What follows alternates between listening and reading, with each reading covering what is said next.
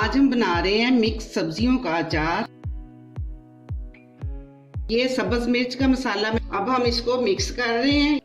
ये अब हम हाथों से इसको ऐसे थोड़े थोड़े उठा के भरेंगे। अब हम गाजर काट लेते हैं। गाजरें हमने सारी काट ली हैं इस तरह।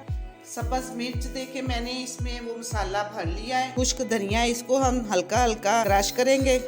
सरसों का बीज है, ये को भी इसी तरह हमने दरदरा सा कर लेना है। ये तकरीबन 5 चम्मच सौंफ है, ये मेथरे हैं 5 चम्मच, ये कलवंजी है।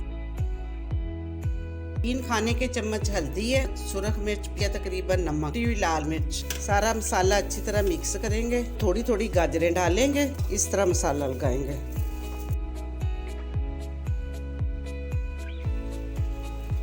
ऐसे ही हिलाना है, अभी तेल नहीं डालना। तीसरे दिन हम तेल डालते हैं और सिरका डालते हैं। बाल्टी में डाल लिया है, प्लास्टिक की है, और अब ये इसी में महफूज रहेगा।